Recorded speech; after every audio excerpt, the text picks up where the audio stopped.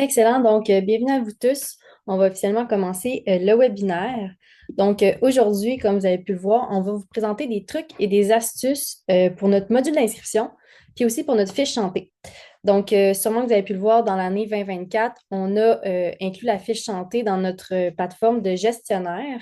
Donc, ça, c'est une nouveauté. Fait qu'on va regarder ça un peu plus en détail ensemble. Pour le module d'inscription, c'est quelque chose qui est là depuis plusieurs temps déjà.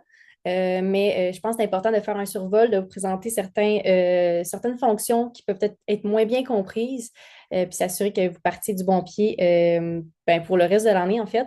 D'ailleurs, le module d'inscription, c'est non seulement pertinent de l'utiliser en début d'année pour nos inscriptions, évidemment, officielles pour nos équipes culturelles, nos équipes sportives, mais c'est aussi un module qu'on peut utiliser à travers l'année au complet pour différentes raisons, que ce soit pour, par exemple, des événements ponctuels comme notre gala sportif ou le gala des Méritas qu'on a aussi en fin d'année.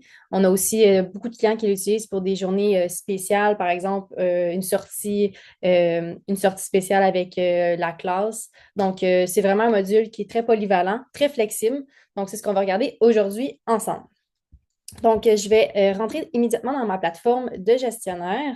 Donc, comme vous savez, ben, le module d'inscription se retrouve dans la plateforme du gestionnaire uniquement. C'est là qu'on va aller le chercher via l'onglet Inscription.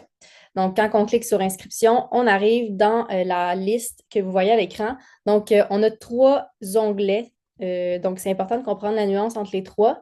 Donc, le premier, celui qui s'appelle Active, c'est les inscriptions, donc évidemment, qui sont actives, c'est-à-dire que c'est elles présentement, les gens sont en train de s'inscrire. Donc, il y a des inscriptions qui sont en cours. Donc, pour l'instant, moi, on peut voir que j'en ai deux. Dans Brouillon, dans le fond, c'est les inscriptions qu'on est en train de créer, donc ne sont pas disponibles pour personne. Donc, c'est vraiment juste à l'interne dans votre plateforme à vous. Donc, il y a encore des modifications à faire, puis ça va s'activer automatiquement selon la date de début que vous allez avoir paramétrée tout simplement. Finalement, dans le troisième onglet inactive, ben, c'est toutes les inscriptions que vous avez faites durant l'année qui vont s'accumuler là. Puis à chaque fois qu'elles sont terminées, donc elle va s'acheminer directement dans cet onglet-là. Donc évidemment, encore une fois, c'est basé sur la date que vous allez avoir inscrit, la date de fin. Donc, évidemment, dans mon cas, on va vous présenter aujourd'hui comment on crée une inscription. Donc, pour le bien de la formation aujourd'hui, j'en ai déjà créé un. Donc, trucs et astuces. Puis, dans ce cas-ci, je vais juste cliquer sur Modifier pour vous partager ce que j'ai déjà créé. Donc, on va vous sauver un peu de temps. Donc, d'abord, sachez que quand vous avez créé un formulaire qui est actif, il y a des modifications qui peuvent être faites. Donc, ça, c'est intéressant. Par contre, toutes les zones qui sont en grise, comme vous pouvez voir à l'écran ici, tout ce qui va être en gris ne peut pas être modifié. Donc, ça, c'est important à considérer avant de faire l'envoi officiel de votre inscription. Sachez que c'est souvent des frais, donc les frais qui sont associés à votre inscription qui ne pourront pas être modifiables. Mais la majorité, sinon, des autres champs peuvent être modifiés. Donc, j'attire votre attention d'abord sur la barre de progression en haut. Donc, c'est vraiment l'ensemble des étapes qu'on voit, dans le fond, qu'on doit évaluer, qu'on doit réaliser durant un formulaire d'inscription. Donc, la première étape, c'est les paramètres. Bon, évidemment, c'est on inscrit le nom, comment on veut appeler notre formulaire. Et le plus important aussi, la période d'inscription. Donc, c'est à partir de quand que ça va s'ouvrir, les inscriptions, puis à partir de quand que ça va se terminer. Donc, on va préciser la date et l'heure, évidemment. Ensuite de ça, comme j'ai présenté tantôt, ici, on a deux cases qu'on peut venir cocher qui vont nous permettre, de un, d'avoir des frais supplémentaires qu'on peut ajouter. Donc, dans plusieurs cas, on sait qu'on a des uniformes, par exemple, ou même de l'équipement, par exemple, qu'on voudrait peut-être acheter ou offrir à nos athlètes. C'est à ce moment-là qu'on va pouvoir venir générer des frais supplémentaires dans notre formulaire d'inscription qui vont s'ajouter comme option, obligatoire ou non, selon le paramètre que vous allez mettre. Donc, dans mon cas ici, on peut voir que j'ai acheté un chandail d'équipe 40 puis je ne l'ai pas mis obligatoire. Donc, ça veut dire que je vais pouvoir l'ajouter ou non pour différentes catégories d'inscription que je vais faire plus tard. J'ai mis aussi une bouteille d'eau. Puis ensuite, on a aussi dans l'autre catégorie qui s'appelle les promotions.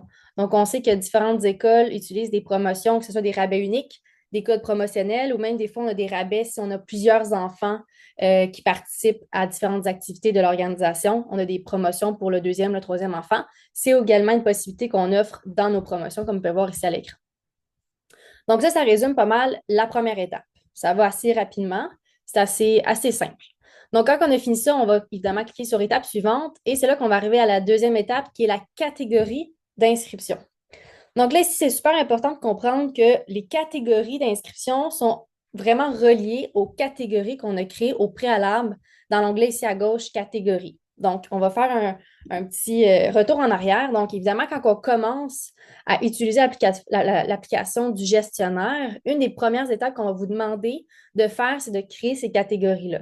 Soit que nous, on va le faire si vous avez un clé en main, ou alors on va vous demander de le faire, tout simplement parce que ça permet de créer vraiment la fondation de votre plateforme bleue, donc la structure, qui va évidemment respecter les sortes d'équipes que vous avez. Si vous avez du culturel, différents sports, etc., c'est là qu'on va vraiment voir comment vous allez organiser vos différentes équipes qui vont être ajoutées à votre plateforme. Donc, dans mon cas, on peut voir que j'ai 4 catégories. Puis, on peut aussi voir que certaines d'entre elles ont des sous-catégories. Donc, par exemple, j'ai mon club de course, puis j'ai ajouté 2 sous-catégories. Donc, j'ai le club de course féminin, puis j'ai le club de course mixte. Ça, c'est important de comprendre que si vous êtes dans la granularité comme ça peut être pertinent de le faire dès le début quand on crée nos catégories. Parce que comme vous allez pouvoir voir, quand on va dans le formulaire d'inscription, donc je vais revenir où est-ce que j'étais tout à l'heure, on est à la deuxième étape, et là, je vais créer une catégorie d'inscription. Donc, je vais cliquer sur le bouton bleu ici.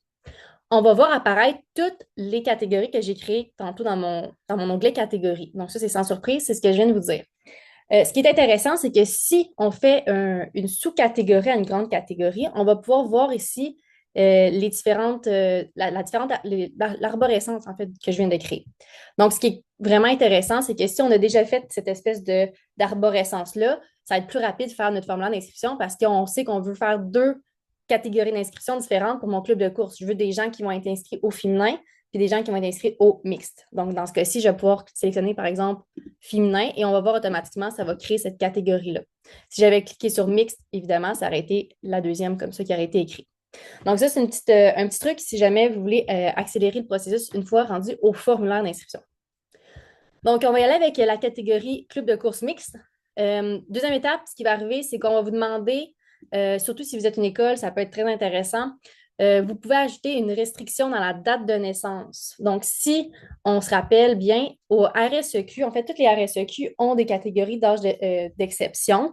Donc, on sait qu'on ne peut pas jouer tel niveau si on n'a pas une certaine âge, une date de naissance, évidemment. On veut respecter la tranche d'âge. Donc, ça, c'est là qu'on va pouvoir ajouter les différents paramètres respectifs à votre RSEQ, évidemment. Donc, dans ce cas-ci, on va juste dire non. Ensuite, ça, on va arriver au prix. Donc, évidemment, est-ce que votre club de course est gratuit ou pas? C'est là qu'on va mettre, par exemple, oui, ça coûte 100 ou alors on peut simplement cocher ici et dire non, c'est gratuit. Ensuite de ça, on va regarder ici, on va voir apparaître en fait les différents frais qu'on avait mis au début. Là. Donc, les frais supplémentaires et les promotions, c'est là qu'elles vont apparaître. Donc, si à ce moment-là, je veux que le club de course, effectivement, je veux que l'athlète puisse acheter un chandail d'équipe ainsi qu'une bouteille, je vais simplement cocher ça.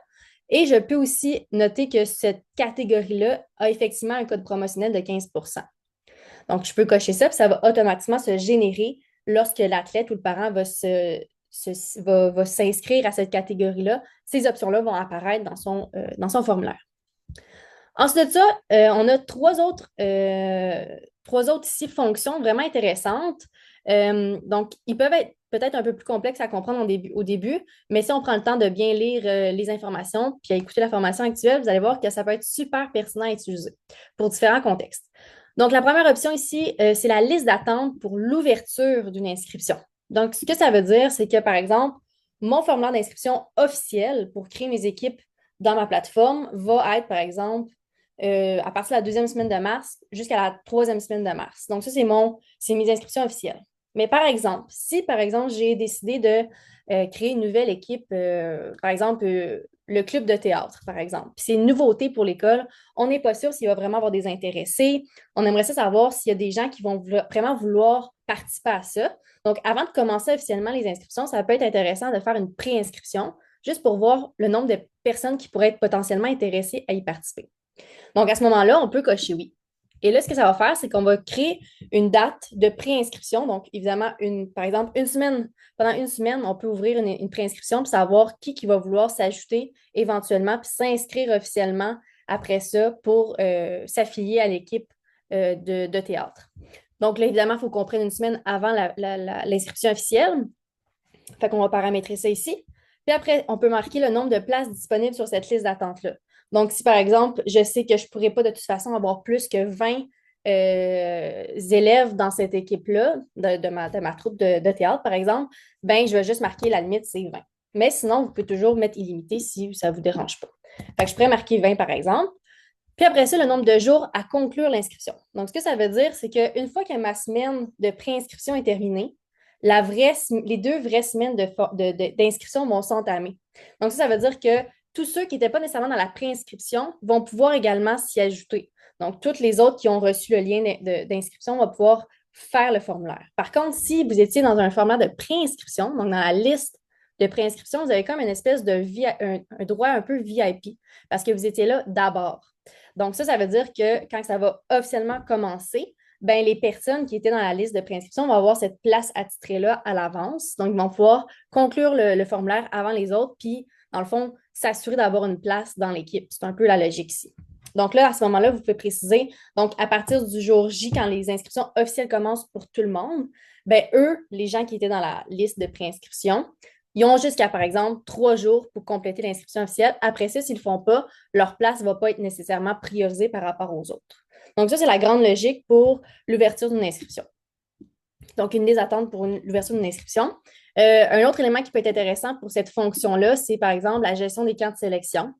Donc, on sait que ce n'est pas tout le monde qui va être repêché pour l'équipe suivant les évaluations. Donc, ça peut être le fun de juste avoir une préinscription. Par exemple, tu as tes 50 athlètes qui s'inscrivent pour le camp de sélection. Finalement, là-dedans, il y en a 20 que tu vas devoir retirer. Bien, avant d'officialiser l'inscription, tu peux retirer ces 20-là. Puis quand l'inscription officielle va commencer, bien, ça va être seulement les 30 qui ont été vraiment sélectionnés qui vont pouvoir compléter l'inscription officielle puis rentrer dans la plateforme Mon Club sportif.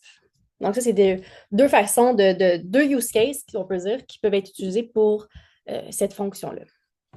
Donc, après ça, on a la liste d'attente lors d'une inscription complète. Donc, ça, c'est vraiment lors d'une inscription officielle.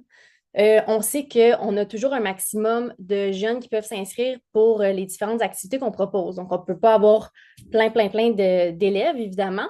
Donc, ça permet de s'assurer d'avoir la tête un peu reposée puis se dire, bon, je vais ajouter mes inscriptions, mais à partir d'un certain nombre d'élèves, ça va se fermer automatiquement. Donc, on est sûr de garder une espèce de contrôle sur le nombre de personnes qui vont s'inscrire à notre équipe. Donc, dans ce cas-ci, par exemple, si je veux dire, par exemple, ma troupe de théâtre, ben, je sais qu'on peut être maximum 20, ben, je vais juste marquer 20. Donc, ce que ça veut dire, c'est qu'une fois que j'ai 20 élèves qui vont s'avoir inscrits à la troupe de théâtre, par exemple, ben, après le 21e, il ne pourra juste pas. Ça ne va pas être disponible dans les options du formulaire d'inscription. Donc, ça va limiter vraiment, puis ça va respecter le nombre que vous avez établi. Donc, ça, c'est aussi simple que ça. Et à ce niveau-là aussi, on peut créer une liste d'attente, encore une fois, mais pour cette catégorie d'inscription-là. Donc, si par exemple, j'ai dit oui, effectivement, je veux un maximum de 20 élèves qui peuvent s'inscrire à ma troupe de théâtre, bien après ça, ce qui peut être le fun, c'est de voir, OK, mais quand que le quota arrive à 20, il peut y avoir quand même des gens qui disent, moi, j'aimerais ça quand même participer à la liste d'attente parce qu'on ne sait jamais, peut-être que là-dedans, il y a Sarah qui va décider d'annuler son inscription. Fait qu'à ce moment-là, les gens qui étaient dans la liste d'attente vont pouvoir officialiser leur inscription puis prendre la place de Sarah. Donc, ça peut être le fun aussi de laisser cette liste d'attente-là. Donc, ça, c'est pour les différentes options qu'on a à chaque fois qu'on crée une catégorie d'inscription. Donc, là, vous allez les voir apparaître un après l'autre en liste comme ça ici. Donc, on peut voir ici dans le cas de mon football, par exemple, on sait que ça va coûter 100 $. Il y a 15 joueurs maximum qui peuvent s'inscrire. Donc, c'est quand même le fun comme résumé. Donc, ce que je viens de vous présenter, on va devoir le faire à chaque catégorie d'inscription. Donc, si par exemple, on a 4 catégories d'inscription, on va pouvoir le faire 40 fois cette étape-là. Mais ça se fait quand même assez rapidement une fois qu'on a pris la twist. Ça va quand même assez vite. Donc, une fois qu'on est satisfait avec ça, évidemment, on va passer à la prochaine étape. Donc, c'est le formulaire en tant que tel. Le formulaire, bon, c'est vraiment là qu'on va demander les renseignements qu'on veut récupérer de nos participants et de leurs parents également, tout dépendant du contexte, évidemment. Donc, on va commencer ici. On a déjà différentes sections qui sont proposées. La première ici, c'est obligatoire, évidemment, c'est l'identifiant du participant. On veut savoir c'est qui cet élève-là. Donc, le prénom, le nom, le sexe, date de naissance qui sont obligatoires en ce moment. On va vous recommander aussi d'avoir l'adresse courriel de l'enfant, tout dépendant de son âge. Mais bien souvent, dans une école, on va demander l'adresse du jeune pour créer son compte. On peut aussi avoir les informations du parent. Ça peut être très pertinent aussi d'avoir les parents impliqués dans MCS. Puis là, évidemment, vous avez vraiment différentes options. On pourrait ajouter une autre section, comme ici, moi, j'ai ajouté une section qui s'appelait partage de vidéos et de photos. Donc, c'est vraiment à votre guise. Vous ajoutez le nombre de sections que vous voulez, le nombre de questions que vous voulez. C'est très, très flexible. Donc, c'est ça. Ensuite de ça, on a l'autre volet ici qui est justement un peu qui fait un pont avec la deuxième fonction que je vais vous présenter aujourd'hui, qui est la fiche santé. Donc, la fiche santé, si vous voulez l'utiliser, en fait, c'est vraiment via l'inscription qu'on peut compléter le plus facilement ces informations-là. Donc, quand ils vont s'inscrire, ils vont pouvoir en même temps remplir la fiche santé en début d'année. Donc, ça va régler tous les dossiers par rapport à ces informations-là qui sont super importantes à avoir en main. On va y revenir un petit peu plus tard, mais sachez que l'étape, si vous voulez vraiment avoir la fiche santé inclue à votre formulaire d'inscription, ben, il suffit simplement de dire oui. Mais avant ça, il va falloir qu'on regarde ensemble comment on va adapter le modèle que MCS vous propose, parce qu'évidemment, on a un modèle pour vous, mais ça ne veut pas nécessairement dire qu'il répond à vos besoins. Donc, avant d'officialiser l'ajout de la fiche santé dans votre formulaire d'inscription, c'est important d'aller le modifier à votre guise, évidemment. Donc, on fait étape suivante. Finalement, on arrive à la quatrième étape qui est les paiements. Donc, comment ça va se passer, les inscriptions? Est-ce que ça va se faire en ligne? Est-ce que ça va se faire via un autre logiciel avec l'école? Est-ce que ça se fait au bureau du secrétaire? Bref, il y a plusieurs options, différentes possibilités qui vont évidemment respecter ce que vous avez à votre école. Donc, c'est ici qu'on va décider est-ce que le paiement se fait par l'entremise d'un autre logiciel. Donc, ça veut dire est-ce que vous allez utiliser notre application à nous, notre service qu'on utilise, qui sont souvent soit Stripe ou PayPal. Ou sinon, ben, vous allez dire non, on veut utiliser un autre logiciel, on veut utiliser quelque chose à l'école, à l'interne, par exemple. Donc, à ce moment-là, vous allez choisir. Vous allez pouvoir, si vous choisissez d'utiliser un autre moyen de paiement, donc par exemple à votre école, ben, vous pouvez ensuite préciser comment ça va se faire. Donc, par exemple, vous devez venir payer au local B12, etc. Donc, c'est un exemple. Ensuite de ça, on a les taxes. Après, on peut avoir des rappels pour une inscription non payée. Donc, ça, c'est vraiment intéressant. Donc, si par exemple, les gens n'ont pas encore payé leur inscription, ben, vous pouvez paramétrer des rappels qui vont notifier ces gens-là par courriel, puis ils vont leur dire écoute, tu n'as pas encore payé ton inscription, voici ta facture, il faudrait que tu payes dans un délai de X nombre de jours. Dans mon cas ici, on peut voir que j'ai un rappel après 3 jours suivant l'inscription, après 6 jours suivant l'inscription, puis après 9 jours suivant l'inscription. Donc ça peut encore vous libérer l'esprit en tant que gestionnaire pour vous éviter de courir à droite, à gauche, puis faire des suivis avec tout le monde. Donc là, la plateforme peut faire ça pour vous. En dernière étape, ici, dans cette section-là de paiement, on a une zone aussi là, de texte, on peut dire, qui vous permet vraiment d'ajouter les informations les plus précises possibles. En fait, l'ensemble des informations par rapport au paiement. Donc, si par exemple, il y a des pénalités, s'il y a une façon de payer, est-ce que c'est par chèque comptant, etc. Donc, vous pouvez mettre ce que vous voulez comme information. Puis ça va apparaître dans le courriel qui va être envoyé pour la facture. Puis le parent va pouvoir voir toujours ces informations-là quand il va ouvrir le document en question. Donc, quand on est satisfait, on clique sur Suivant. Et on arrive aux termes et conditions, qui est une section très, très importante. Je sais que dans les écoles, on a souvent des clients qui vont utiliser des contrats d'engagement, contrats d'éthique. Donc, il y a plein de trucs comme ça qu'on veut que les élèves consultent en début d'année puis qui consentent pour participer à une équipe sportive ou culturelle de l'école. Donc, c'est ici qu'on va venir faire le dépôt des informations cruciales. Donc, il y a 3 façons de faire. On peut d'abord utiliser un lien. Donc, si jamais vous avez déjà un contrat ou quelque chose qui est déjà sur votre site web de l'école, quelque chose, vous pouvez mettre un lien ici, copier-coller le lien pour qu'ils s'y rendent. Si vous avez, par exemple, dans mon cas, j'avais un PDF que j'ai vraiment créé pour le contrat d'engagement de l'athlète, par exemple, ben, je peux le joindre à ça. Et sinon, ben, vous pouvez y aller avec la bonne vieille méthode de simplement écrire un texte avec toutes les consignes, tous les règlements par rapport à ces termes et conditions-là. Dans tous les cas, ça, c'est tout bon, puis ça va apparaître vraiment dans le formulaire. Donc, une autre chose importante aussi, dans cette section-là, sachez que tous ceux qui vont officialiser leur inscription, donc si, par exemple, en fait, tous ceux qui vont apparaître dans la plateforme, qui se sont inscrits via votre formulaire d'inscription, ça veut dire qu'ils ont obligatoirement accepté les termes et conditions parce que tu ne peux pas cliquer sur suivant puis officialiser ton inscription sans avoir coché la case je consens. Donc, sachez que toutes les informations-là, ils ont été normalement consultées par l'athlète et le parent, puis ils ont consenti. Parce que, comme je viens de le dire, tu ne peux pas confirmer une inscription sans avoir au préalable coché je consens à ces termes et conditions-là. Donc, ça, c'est quelque chose, par exemple, qu'on va travailler cette année pour s'assurer que vous ayez une preuve comme gestionnaire que cette information-là a été cochée, mais sachez que la plateforme, c'est comme ça que ça fonctionne. Donc, si jamais il y a des parents qui viennent après ça et qui disent, mais on n'a pas consenti, ben, dites-leur que vous ne pouvez pas officialiser une inscription sans avoir coché je consens. Donc, voilà pour cet élément-là. Donc, quand on est prêt, on clique sur étape suivante, évidemment, puis on arrive à la toute fin, qui est la page d'inscription.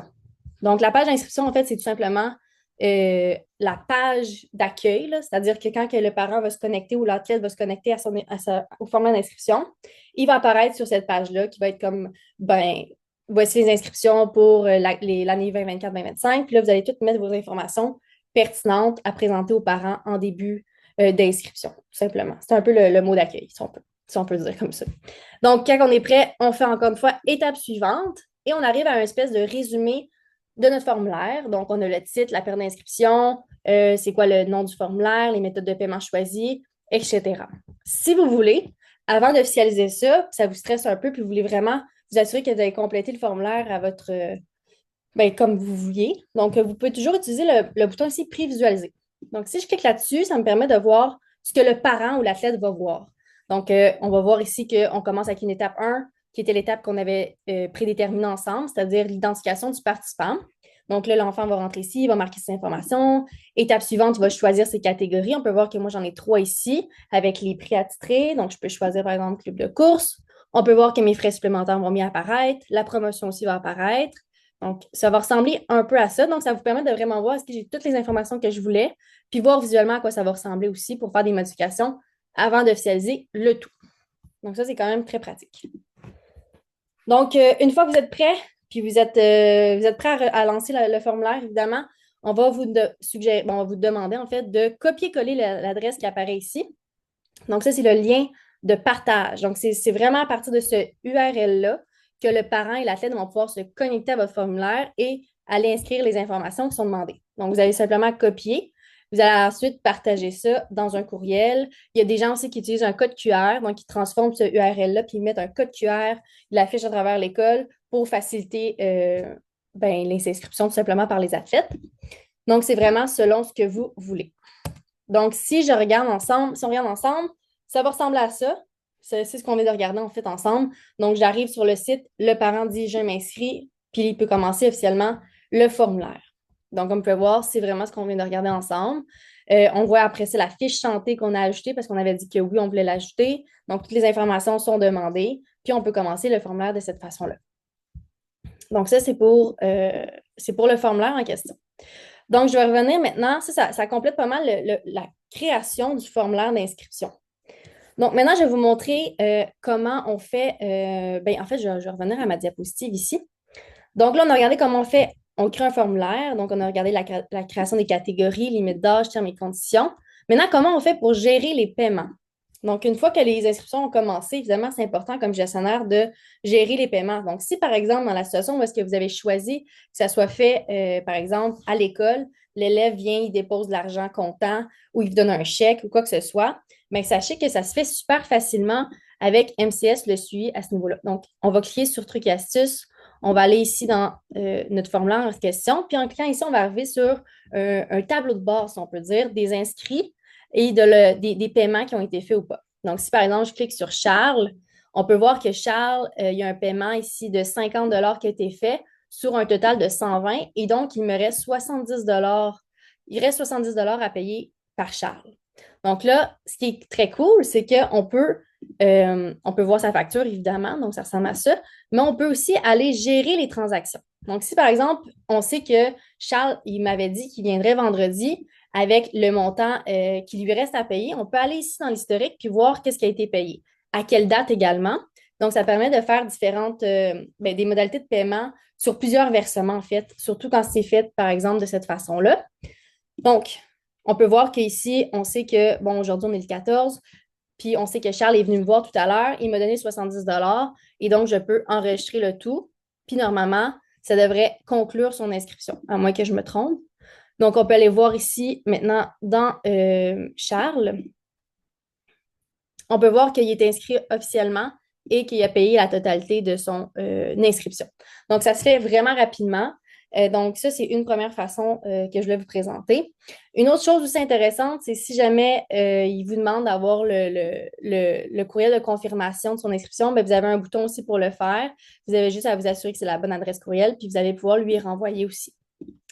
Donc, voilà pour ça. Donc, ça, c'est un autre élément que je voulais vous présenter. Donc, si je reviens ici, après ça, il y a d'autres petites fonctionnalités qui sont intéressantes à considérer. Donc, repartager le lien d'inscription. Des fois, il y a des gens qui ont perdu le lien ou ils ne savent comment faire. Sachez que c'est facile pour vous de repartager ce lien-là. En fait, il y a différentes façons de faire. Vous allez simplement aller dans votre formulaire. Dans les trois petits points, vous pouvez dire obtenir le lien de partage. Donc, vous allez pouvoir le repartager. Donc, ça, c'est très facile aussi. Prolonger la ligne d'inscription, un peu le même principe. On a les trois petits points. On peut ici cliquer sur prolonger la période d'inscription. Donc, moi, mettons, ça devait finir le 11. Ben là, je vais dire, ben non, je veux que ça finisse vraiment. Là, je vais choisir une autre date, par exemple. Puis ça va automatiquement s'assurer que ça respecte la nouvelle date que j'ai permis de faire. Donc, si par exemple, on voit qu'il manque des inscriptions, il y a eu un problème technique, bien là, on est à court de temps, mais on peut facilement venir le reporter, puis ça va générer une prolongation du formulaire sans détruire tout ce que vous avez fait. Donc, ça, c'est très intéressant aussi. Modifier une inscription, je l'ai montré tout à l'heure. Exporter les inscriptions. Donc, en fait, si je m'en vais dans mes trucs et astuces, qui est un de mes formulaires, on a le bouton ici Exporter, qui est très intéressant à faire une fois que le formulaire est officiellement complété. Donc, les inscriptions sont complétées. Ça nous permet d'exporter toutes les informations de tout le monde, donc tous les athlètes avec les méthodes de paiement, le montant payé, bon, la catégorie d'inscription, la date d'inscription. Donc, ça peut être vraiment intéressant avoir ça en main une fois que tout le monde a été entrer dans la plateforme. Donc, c'est vraiment en cliquant exporter, vous allez avoir un fichier Excel qui va vous sortir les informations. Et finalement, la dernière étape très, très importante, c'est l'assignation des membres. Donc, quelque chose qui est un petit peu moins, que les gens comprennent un peu moins, en fait, c'est qu'une fois que les inscrits se sont ajoutés, ils ont complété le formulaire d'inscription, on va voir la liste des inscriptions ici. On peut voir que présentement, j'en ai 2. Bon, évidemment, souvent, on va en avoir une centaine dans les écoles, mais ici, j'en ai juste 2 pour le besoin du webinaire. Donc, là, sachez qu'ils sont en ce moment inscrits dans la plateforme, mais ils ne sont pas assignés à une équipe parce qu'ils ont été ajoutés à une catégorie d'inscription. Donc là, le gestionnaire, vous, c'est important que vous preniez le temps d'aller assigner ces jeunes-là à leur équipe officielle. Donc, par exemple, pour faire ça, en fait, il faut aller dans l'onglet Assignation des inscrits. Puis là, on va voir ici que j'ai, mettons, 4 ou 3 personnes, 3 joueurs qui sont inscrits, mais qui ne sont pas assignés à une équipe. On peut voir que normalement, Charles, il devrait être dans les catégories football, mais il n'est pas dans l'équipe encore. Donc, pour faire ça, par exemple, je vais cliquer sur la case ici Charles. On peut voir ici qu'il apparaît un petit encadré. Donc, il y a un joueur qui a été sélectionné. On peut cliquer sur Assigner et on va aller chercher la bonne catégorie qui va nous présenter ensuite les options dans les équipes de football. Donc, est-ce que Charles est dans l'équipe football, football Benjamin ou football simple? On va l'acheter à une des équipes. Puis, on peut aussi cliquer sur Assigner automatiquement tous les événements. Donc, si par exemple, dans le cas où est-ce que Charles y arriverait un peu plus tard, puis il y a déjà des événements qui sont commencés, qui ont déjà été écrits dans le calendrier, bien, on peut cocher ça, puis il va automatiquement aller s'ajouter dans chacun des événements des pratiques à venir. Donc, ça peut être super pertinent aussi. On fait compléter l'assignation, puis comme on peut voir, maintenant, Charles n'est plus dans cette liste-là, mais il se retrouve bien dans notre équipe, par contre. Donc là, je ne me souviens pas, je pense que c'était Football Benjamin. On peut voir que là, officiellement, Charles est vraiment assigné à une équipe et donc, il est associé à une plateforme d'équipe également. Donc là, il va pouvoir vraiment circuler sur la plateforme MCS, la plateforme Orange, puis compléter, jouer dans la plateforme, en fait. Mais tant si longtemps que le joueur est ici, ça veut dire qu'il n'est pas assigné à une équipe. Donc, ça va être super important de faire ça. Sachez aussi que pour augmenter la rapidité de cette étape-là, ça peut être pertinent d'avoir un filtre. Donc, si par exemple, on veut sélectionner tous ceux qui ont été dans la catégorie d'inscription cyclisme, ben, je clique là-dessus, je vais avoir ma liste qui va apparaître, puis je peux toutes les sélectionner d'un coup, puis les assigner automatiquement à la même équipe. Donc, je vois que le temps défile. Ça fait un tour assez complet du module d'inscription. Maintenant, je vais prendre quelques minutes pour vous présenter la fiche santé. Donc, la fiche santé, on la retrouve dans l'onglet ici, Gestion. Je vais juste revenir. Gestion ici, on clique là-dessus. On va dans les trois petites barres ici, puis on clique sur Fiche santé. Et donc là, on va arriver justement au modèle que nous avons créé pour vous. Donc, pour vous sauver du temps, on a créé une fiche santé extrêmement élaborée. Dans ce cas-ci, j'ai déjà supprimé certaines sections, là, mais normalement, sachez qu'elle est très, très longue. Donc, ce qui est le fun, c'est que vous partez avec un modèle assez complet déjà. Donc, si vous ne voulez pas vous casser la tête, vous pouvez juste prendre tout ce qu'on a pris, prendre ce modèle-là, puis y aller comme ça. Mais si jamais vous aviez déjà une fiche santé que vous aviez à votre école, puis vous voulez vraiment que ce soit la même, ben c'est super facile. Vous avez simplement à venir soit sélectionner, supprimer des sections, supprimer des questions, en ajouter, acheter des sections, acheter des questions. En fait, bref, vous pouvez faire ce que vous voulez. Vous pourriez complètement repartir de zéro puis en recréer une nouvelle. Mais nous, on voulait juste s'assurer que vous aviez déjà un gabarit pour vous sauver un peu de temps si jamais vous n'aviez pas déjà une fiche santé en place dans votre école. Donc, voilà, ça, c'est la fiche santé. Donc, une fois que vous êtes satisfait avec ça, vous allez pouvoir l'enregistrer. Donc, ça va donner votre nouveau modèle de fiche santé pour votre plateforme. Puis c'est à ce moment-là que quand on va aller faire notre inscription, quand on va aller dans l'option ici là, qu'on était tantôt dans le formulaire, puis on va se rendre à l'étape fiche santé, bien, ça va être important qu'on ait déjà fait la modification si on voulait faire une modification parce que ça va dire qu'ils vont utiliser le modèle qu'on vient d'ajuster. Donc, c'est ce qui est précisé ici dans les explications. Donc, c'est vraiment aussi simple que ça. Maintenant, je vais faire encore 2 petites minutes. Je pense qu'il me reste un peu de temps pour vous montrer à quoi ça ressemble dans une équipe. Donc, la fameuse, en fait, je vais vous présenter ça ressemble à quoi dans un profil. Donc, si par exemple, je vais prendre aléatoirement quelqu'un, Béatrice Lamontagne, on va dans son profil unique. Elle a plusieurs informations, dont sa fiche chantée. Donc, si elle avait répondu à la fiche chantée dans le formulaire d'inscription, on verrait toutes les informations ici, ce qui est génial. Puis, sachez que ces informations-là sont également disponibles dans sa plateforme d'équipe pour l'entraîneur. Donc, si par exemple, Béatrice Lamontagne, on voit qu'elle est dans l'équipe, je vais aller regarder, elle est dans l'équipe de football, par exemple, donc je vais aller voir football. Je vais me connecter. Ça ne sera pas très long. Donc, Béatrice Lamontagne. Donc, je vais aller dans les membres. Je vais cliquer sur Béatrice Lamontagne et je vais aller cliquer sur Fiche chantée ici, dans les 3 petits points. On va voir que si elle avait encore une fois répondu, on verrait toutes les informations ici et l'entraîneur aurait ça à disposition. Rassurez-vous, les seules personnes qui ont accès à la fiche chantée, c'est l'entraîneur gestionnaire de la plateforme, le parent de l'athlète lui-même et le gestionnaire de l'organisation. Personne d'autre n'a accès à cette information-là.